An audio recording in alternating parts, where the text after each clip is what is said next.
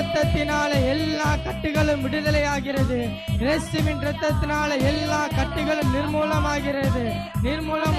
விசுவாசத்தோடு அவரிடத்துல சொல்லுங்க, ஒரு விடுதலை என்று நான் பெற்றுக்கொள்ள வேண்டும். என் வாழ்க்கையில் ஒரு விடுதலை, என் சந்ததியில் ஒரு விடுதலை, என் குடும்பத்தில் ஒரு விடுதலை, சாபத்தின் கட்டுகளிலிருந்து, பாவத்தின் கட்டுகளிலிருந்து, ஹல்லேலூயா, உலகத்தின் கட்டுகளிலிருந்து ஒரு விடுதலை. இயேசுவின் இரத்தத்தினால விடுதலை. இயேசுவின் இரத்தத்தினால சுகவீனத்திலிருந்து, பலவீனத்திலிருந்து, வியாதியிலிருந்து, போராட்டத்திலிருந்து ஒரு விடுதலையை தேவன் என்று கொடுக்கிறார்.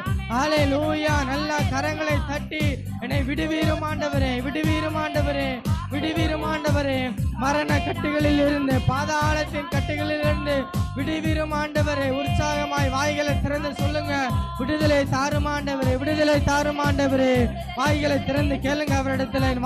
உன் வாயை விரிவாய் திறந்த எல்லைகளால் நிரப்புவேன் என்று சொல்லியிருக்கிற தேவன். வாயை திறந்து கேளுங்க, உள்ளத்திலிருந்து கேளுங்க, முழு மனதோடு கேளுங்க, முழு சிந்தையோடு சொல்லுங்க.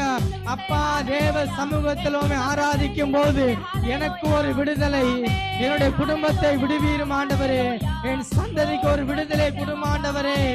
ஹல்லேலூயா.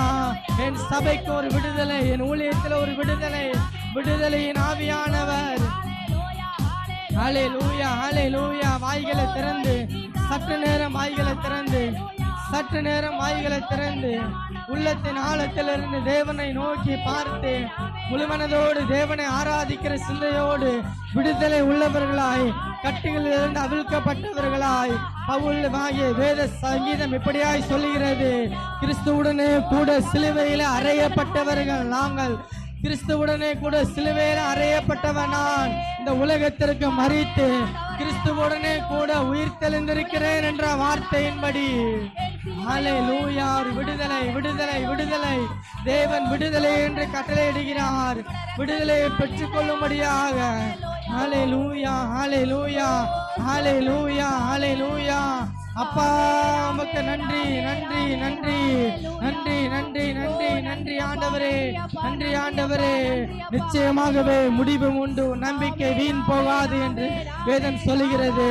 அநேக நாட்கள் காத்திருப்பது இருதயத்தை இழைக்க பண்ணும், விரும்பினது வரும்போது அது ஜீவ விருட்சம் போல இருக்கும்.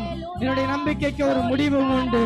ஹல்லேலூயா. விசுவாசத்தோடு அறிக்கை பண்ணுங்க, என்னுடைய நம்பிக்கைக்கு ஒரு முடிவு உண்டு. எத்தனை பேர் விசுவாசிக்கிறீங்க?